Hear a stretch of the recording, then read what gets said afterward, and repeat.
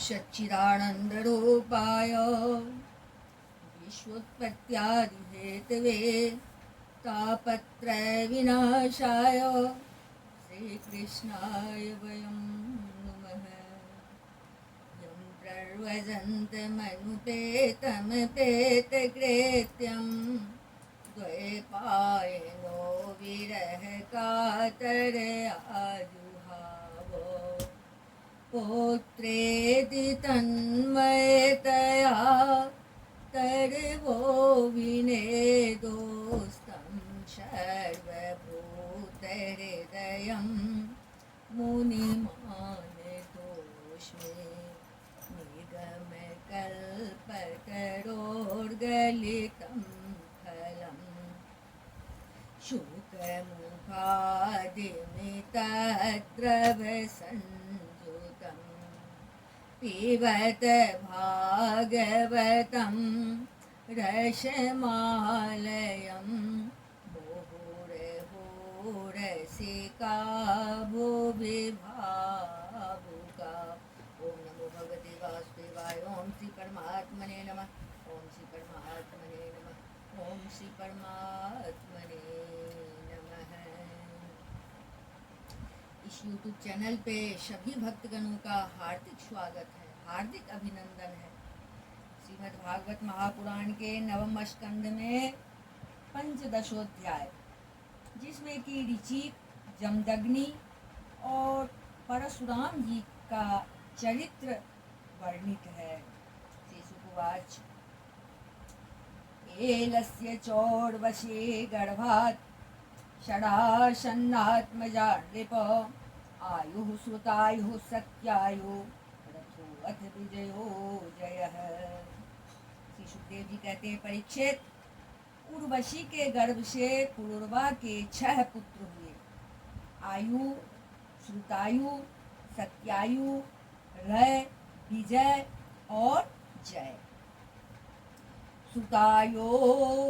श्रुतायोर्वसुमान पुत्रः सत्यायोश्च श्रुतजयः रयस्य श्रुत एकश्च जयस्य तनयो मितः। श्रुतायु का पुत्र था वसुमान, सत्यायु का श्रुतंजय, रय का एक और जय का अमित। भीमस्तु विजयस्याथ कांचनो होत्रकस्ततः तस्य जहनुसुतो गंगां गंडो स्वीकृत्य योऽपिबत जहो जहनोस्तु पुरोस्तत्पुत्रो बलाकश्चात्मजो जगः। विजय का भीम, भीम का कांचन, कांचन का होत्र और होत्र का पुत्र था जहनु। ये जहनु वही थे जो गंगा जी को अपनी अंजलि में लेकर पी गए थे। जहनु का पुत्र था पुरु, पुरु का बलाक और बलाक का अजब। ततः कुशस्यापि कुशाम्बोस्तनयो वशोः कुशनाभस्य चत्वारो गाधिरासीत् कुशाम्बुजः। अज का कुश था, उसके चार पुत्र थे, कुशाम्बु, तनय, वसु और कुशनाभ। इनमें से कुशाम्बु के पुत्र गाधी हुए। तस्य सती पतिं कन्यामृचिको अयाचत द्विजः वरं वेशदृशं मत्वा गाधीर्भार्गवं ब्रवीत्। सुखदेव जी कहते हैं, परीक्षित, गाधी की कन्या का नाम था सत्यवती। ऋचिक ऋषि ने गाधी से उनकी कन्या मांगी। गाधी ने यह समझकर कि ये कन्या के योग्य वर नहीं है, ऋचिक से कहा, एकतः श्याम कर्णाणां हयाणां चंद्रवर्चसां सहस्रं दीयतां शुल्कं कन्याया कुशिका वयम्। मुनिवर, हम लोग कुशिक वंश के हैं, हमारी कन्या मिलनी कठिन है, इसलिए आप 1000 ऐसे घोड़े लाकर मुझे शुल्क रूप में दीजिए, जिनका सारा शरीर तो श्वेत हो, परंतु एक एक कान श्याम वर्ण का हो। इत्युक्तस्तन्मतं ज्ञात्वा गतः स वरुणान्तिकम् आनीय दत्त्वा तान् स्वानुतेन पयेमे वरानना। जब गाधी ने यह बात कही तब ऋचिक मुनि उनका आशय समझ गए और वरुण के पास जाकर वैसे ही घोड़े ले आए तथा उन्हें देकर सुंदरी सत्यवती से विवाह कर लिया। सहरे से प्रार्थितः पत्न्या स्वस्त्रवाचापत्य काम्यया श्रपयित्वो भयैर्मन्त्रेश्च स्नातुं गतो मुनिः। एक बार महर्षि ऋचिक से उनकी पत्नी और सास दोनों ने ही पुत्र प्राप्ति के लिए प्रार्थना की। महर्षि ऋचिक ने उनकी प्रार्थना स्वीकार करके दोनों के लिए अलग अलग मंत्रों से चरु पकाया और स्नान करने के लिए चले गए। तावत् सत्यवती मात्रा स्वचरुं याचिता सती श्रेष्ठं मत्वा तयायन्मात्रे मातुरदत् स्वयं। सत्यवती की माँ ने यह समझकर कि ऋषि ने अपनी पत्नी के लिए श्रेष्ठ चरु पकाया होगा, उससे वह चरु मांग लिया। इस पर सत्यवती ने अपना चरु तो माँ को दे दिया और माँ का चरु वह स्वयं खा गई। तद विज्ञाय मुनि प्राह पत्नीं कष्टं कारसि भूरो दंडधर पुत्रो भ्रात्राते ब्रह्मवित्तमः। जब ऋचिक मुनि को इस बात का पता चला तब उन्होंने अपनी पत्नी सत्यवती से कहा कि तुमने बड़ा अनर्थ कर डाला। अब तुम्हारा पुत्र तो लोगों को दंड देने वाला घोर प्रकृति का होगा और तुम्हारा भाई होगा एक श्रेष्ठ ब्रह्मवेत्ता। प्रसादिता सत्यवत्या वैवं भूदिति भार्गवः अथ तहिर्भवेत् पौत्रो जमदग्निस्ततो भवत्। सत्यवती ने ऋचिक मुनि को प्रसन्न किया और प्रार्थना की कि स्वामी ऐसा नहीं होना चाहिए। तब उन्होंने कहा अच्छी बात है, पुत्र के बदले तुम्हारा पौत्र वैसा घोर प्रकृति का होगा। समय पर सत्यवती के गर्भ से जमदग्नि का जन्म हुआ। सा चाबोत सुमहा पुण्या कौशिकी लोक पावनी रेणु सुताम रेणुकाम्बे जमदग्निवाहयाम। सत्यवती समस्त लोगों को पवित्र करने वाली परम पुण्यमयी कौशिकी नदी बन गई। रेणु ऋषि की कन्या थी रेणुका। जमदग्नि ने उसका पानी ग्रहण किया। तस्याम्बे भार्गवरिसे सुता वसुमदादयः यवेयाञ्जज्ञये तेषां राम इत्यभिविस्तृतः। रेणुका के गर्भ से जमदग्नि ऋषि के वसुमान आदि कई पुत्र हुए। उनमें सबसे छोटे परशुराम जी थे। उनका यश सारे संसार में प्रसिद्ध है। यमाहोर वासुदेवाशं हयानां कुलान्तकं त्रिः सप्तकृतो योइमां चक्रेनिः क्षत्रियां महिम्। कहते हैं कि है वंश का अंत करने के लिए स्वयं भगवान ने ही परशुराम के रूप में अंशावतार ग्रहण किया था। उन्होंने इस पृथ्वी को 21 बार क्षत्रियहीन कर दिया। दुष्टं क्षत्रं भुवो भारं ब्रह्मण्यमनिनो शत रजस्तमो वृतमहन् अर्जुन्यपि कृते हसि। यद्यपि क्षत्रियों ने उनका थोड़ा सा ही अपराध किया था, फिर भी वे लोग बड़े दुष्ट ब्राह्मणों के अभक्त रजोगुणी और विशेष करके तमोगुणी हो रहे थे। यही कारण था कि वे पृथ्वी के भार हो गए थे और इसी के फलस्वरूप भगवान परशुराम ने उनका नाश करके पृथ्वी का भार उतार दिया। राजोवाच किं तदं हो भगवतो राजन्ये रजितात्मभिः कृतं येन कुलं नष्टं क्षत्रियाणां भीक्षणसः। राजा परीक्षित ने पूछा, भगवान अवश्य ही उस समय के क्षत्रिय विषय लोलुप हो गए थे, परंतु उन्होंने परशुराम जी का ऐसा कौन सा अपराध कर दिया जिसके कारण उन्होंने बार बार क्षत्रियों के वंश का संहार किया। शेषुकुवाच हयानामधिपतिरर्जुनः क्षत्रियर्षभः दत्तं नारायणस्यांशमाराध्य परिकर्मभिः। श्री सुखदेव जी कहने लगे, परीक्षित उन दिनों है वंश का अधिपति था अर्जुन। वह एक श्रेष्ठ क्षत्रिय था। उसने अनेकों प्रकार की सेवा शुश्रूषा करके भगवान नारायण के अंशावतार दत्तात्रेय जी को प्रसन्न कर लिया और उनसे 1000 भुजाएं बाहुं दश शतं लेभे दूरघर्षत्वमरातिशो अव्याहतेन्द्रियोजः श्रीतेजो वीर्ययशो बलम्।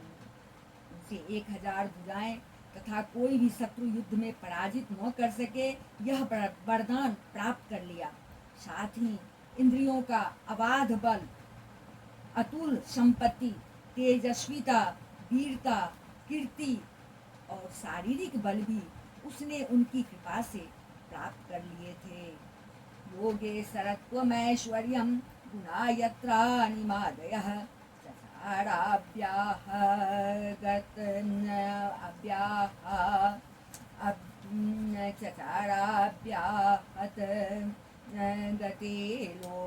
गतिर्लोकेषु पवनो यथा। योगेश्वरत्वमैश्वर्यं गुणायत्रानिमादयः चचाराभ्याहत गतिर्लोकेषु पवनो यथा। वह योगेश्वर हो गया था। उनमें ऐसा ऐश्वर्य था कि वह सूक्ष्म से सूक्ष्म, स्थूल से स्थूल रूप धारण कर लेता। सभी सिद्धियां उसे प्राप्त थी। वह संसार में वायु की तरह सब जगह बेरोक टोक विचरा करता। स्त्रीरत्नेरावृतः क्रीडन् प्रेमाम्भसि मदोत्कटः वैजयन्ते स्त्रजं बिभ्रत् रोदसरितं भुजे। वायु की तरह सब जगह बेरोक टोक विचरा करता। एक बार गले में वैजयंती माला पहने सहस्त्रबाहु अर्जुन बहुत सी सुंदरी स्त्रियों के साथ नर्मदा नदी में जल विहार कर रहा था। उस समय मदोन्मत्त सहस्त्रबाहु ने अपनी बाहों से नदी का प्रवाह रोक दिया। विप्लावितं स्वशिबिरं प्रतिष्णोतः सरिज्जले नामृष्यत्तस्य तद्वीर्यं वीरमाणि दशाननः।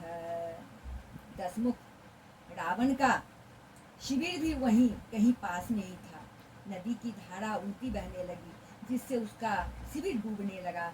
रावण अपने को बहुत बड़ा वीर तो मानता ही था, इसीलिए सहस्त्रार्जुन का यह पराक्रम उससे सहन नहीं हुआ। गृहीतो लीलया स्त्रीणां समक्षं कृतकिल्बिषः माहिष्मत्यां संदिग्धो मुक्तो येन कपिर्यथा। जब रावण सहस्त्रबाहु अर्जुन के पास जाकर बुरा भला कहने लगा तब उसने स्त्रियों के सामने ही खेल खेल में रावण को पकड़ लिया और अपनी राजधानी माहिष्मती ले जाकर बंदर के समान कैद कर लिया। पीछे पुलस्त्य जी के कहने से सहस्त्रबाहु ने रावण को छोड़ दिया। सो एकदा तो मृगयां विचरन् विपिने वने यदृक्षया श्रमं पदं जमदग्ने रूपाविशत्। एक दिन सहस्त्रबाहु अर्जुन शिकार खेलने के लिए बड़े घोर जंगल में निकल गया था। दैववश वह जमदग्नि मुनि के आश्रम पर जा पहुंचा।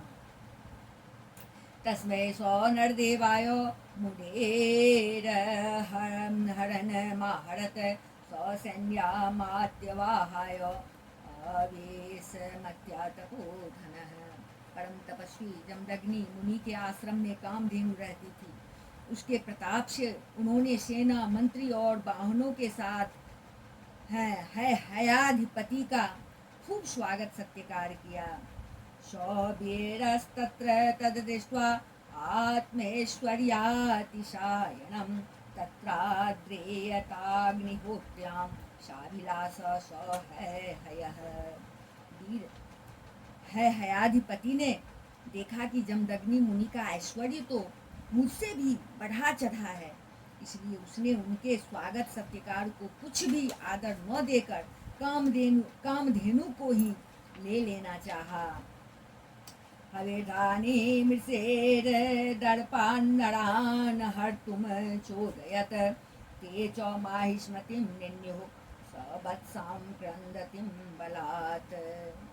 उसने अभिमानवश जमदग्नि मुनि से मांगा भी नहीं, अपने सेवकों को आज्ञा दी कि कामधेनु को छीन ले चलो। उसकी आज्ञा से उसके सेवक बछड़े के साथ बाँ बाँ टकराती हुई कामधेनु को बलपूर्वक माहिष्मतिपुरी ले गए। अधराजनी निर्याते राम आश्रम आगतः श्रुत्वा तत् तस्य दौड़ात्म्यं चुक्रोधाहेरिवाहतः। जब ये सब चले गए तब परशुराम जी आश्रम पर आए और उसकी दुष्टता का वृत्तांत सुनकर चोट खाए हुए सांप की तरह क्रोध से तिलमिला उठे। घोरमादाय परशुं सत्तूणं चर्म कारुकम् अन्वधावत दुरघर्षो मृगेन्द्र एव योथपम्। वे अपना भयंकर फरसा तरकस ढाल एवं धनुष लेकर बड़े वेग से उसके पीछे दौड़े, जैसे कोई किसी ने दबने वाला सिंह हाथी पर टूट पड़े। जैसे कोई किसी से न दबने वाला सिंह हाथी पर टूट पड़े, इस तरह वो उसके पीछे भागे। तमापतन्तं भृगुवर्यमोजसा धनुर्धरं बाणपरश्वदायुधम् एनेयजर्माम्बरमर्कधामभिर्युतं जटाभिर्दलिशे पुरीं विशन्। सहस्त्रबाहु अर्जुन अभी अपने नगर में प्रवेश कर ही रहा था तो उसने देखा कि परशुराम जी महाराज बड़े वेग से उसी की ओर झपटे आ रहे हैं।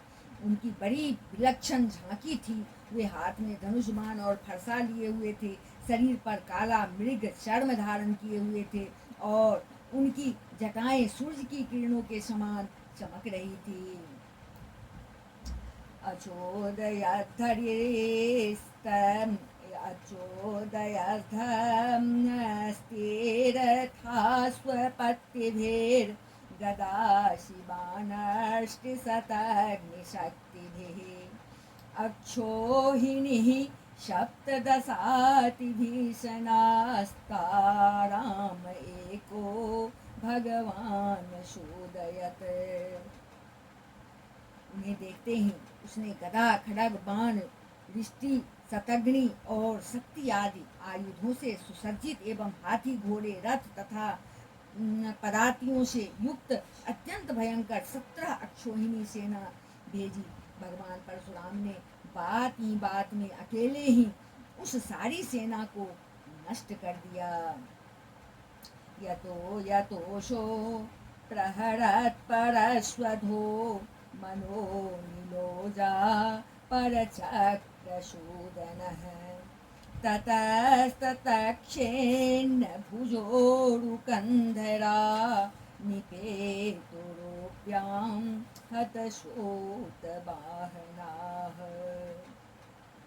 भगवान परशुराम की गति मन और वायु के समान थी। बस वे शत्रु की सेना काटते ही जा रहे थे। जहाँ जहाँ वे अपने फरसे का प्रहार करते वहाँ सारथी और वाहनों के साथ बड़े बड़े वीरों की बाहें, जांघें और कंधे और बाहें, जांघें और कंधे कट कर पृथ्वी पर गिरते जाते थे। दृष्ट्वा स्वसैन्यं रुधिरोदकर्दमे रणाजिरे रामकुठारसायके बिभ्रेत्न चर्मध्वज चाप विग्रहं निपातितं है आपतत्युषा। है आदिपति अर्जुन ने देखा कि मेरी सेना के सैनिक उनके धनुष, ध्वजाएं और ढाल भगवान परशुराम के फरसे और बाणों से कट कर खून से लथपथ रणभूमि में गिर गए हैं। तब उसे बड़ा क्रोध आया और वह स्वयं भिड़ने के लिए आधमका। अथार्जुन पंचशते सुबाहुभिः धनुषुबाणान् युगपत् ससंदधे रामाय रामोऽस्त्रभृतां समग्रणी स्थान्येकधन्वे सुभिराक्षिणत्समम्। उसने एक साथ ही अपनी 1000 भुजाओं से 500 धनुषों पर बाण चढ़ाए और परशुराम जी पर छोड़े। परंतु परशुराम जी तो समस्त शस्त्रधारियों के शिरोमणि ठहरे। उन्होंने अपने एक धनुष पर छोड़े हुए बाणों से ही एक साथ सबको काट डाला। पुनः स्वहस्तेरचलान् मृधेन्द्रे नोच्छेत्यवेगाद्विधावतो युधि भुजान् कुठारेण कठोरनेमिना चिच्छेदरामः प्रसभं त्वहेरिव। अब है आदिपति अपने हाथों से पहाड़ और पेड़ उखाड़कर बड़े वेग से युद्ध भूमि में परशुराम जी की ओर झपटा, परंतु परशुराम जी ने अपनी तीखी धार वाले फरसे से ही बड़ी फुर्ती के साथ उनकी सांपों के समान भुजाओं को काट डाला। कृतबाहो शिरस्तस्य गिरे शृंगमीवाहरत अते पितरे तत्पुत्रा अयुतं दद्रोन्नवुरभयात्।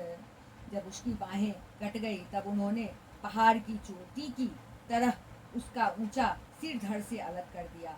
पिता के मर जाने पर उसके 10,000 लड़के डर कर भग गए। अग्निहोत्रे मुपापमवर्त्य सवत्सं परवीरः समुपेत्याश्रमं पित्रे परिक्लिष्टां समर्पयत्। सुखदेव जी कहते हैं, परीक्षित, विपक्षी वीरों के नाशक परशुराम जी ने बछड़े के साथ कामधेनु लौटा ली। वह बहुत ही दुखी हो रही थी। उन्होंने उसे अपने आश्रम पर लाकर पिताजी को सौंप दिया। स्वकर्म तत्कृतं रामः पित्रे भ्रातृभ्येव च वर्णयामास तच्छ्रुत्वा जमदग्निर्भासत। और महिष्मति ने, सहस्त्रबाहु ने तथा उन्होंने जो कुछ किया था सब अपने पिताजी तथा भाइयों को कह सुनाया। सब कुछ सुनकर जमदग्नि मुनि ने कहा, राम राम महाबाहो भवान पापम कारसेत अवधिन्नर देवम यत सर्वदेवमयं वृथा। है जमदग्नि मुनि ने कहा, हाय हाय परशुराम, तुमने बड़ा पाप किया। राम राम, तुम बड़े ही वीर हो, परंतु सर्वदेवमय नरदेव का तुमने व्यर्थ ही वध किया। वयं हि ब्राह्मणास्तात क्षमयार्हणतां गता यया लोकार्गुरुदेवा पारमेष्ठ्यमगात्पदम्। बेटा, हम लोग ब्राह्मण हैं, क्षमा के प्रभाव से ही हम संसार में पूजनीय हुए हैं। और तो क्या, सबके दादा ब्रह्मा जी भी क्षमा के बल से ही ब्रह्म पद को प्राप्त हुए हैं। क्षमया रोचते लक्ष्मी ब्राह्मी शौरी यथा प्रभा क्षमी नामाशो भगवांस्तो सते हरिश्वरः। ब्राह्मणों की शोभा क्षमा के द्वारा ही सूर्य की प्रभा के समान चमक उठती है। सर्वशक्तिमान भगवान श्री हरि भी क्षमावानों पर ही शीघ्र प्रसन्न होते हैं। राज्यो मूर्धाभेसिक्तस्य वधो ब्रह्म वधात्तुरो तीर्थ संसेवया चांगो जहिया गंगाच्युत चेतनः। बेटा, सार्वभौम राजा का वध ब्राह्मण की हत्या से भी बढ़कर है। जाओ, भगवान का स्मरण करते हुए तीर्थों का सेवन करके अपने पापों को धो डालो। इति श्रीमद्भागवते महापुराणे पारमहंस्यां संहितायां नवम स्कंधे पंचदशोऽध्यायः। बोल वृंदावन बिहारी लाल की जय, राजा रामचंद्र की जय, अम्बा जनक नंदनी की जय, भास्कर भगवान की जय, बजरंगबली की जय, उमापति महादेव की जय, श्रीमद्भागवत महापुराण की जय। बोलिए सब संतन की जय। जय जय श्री राधे।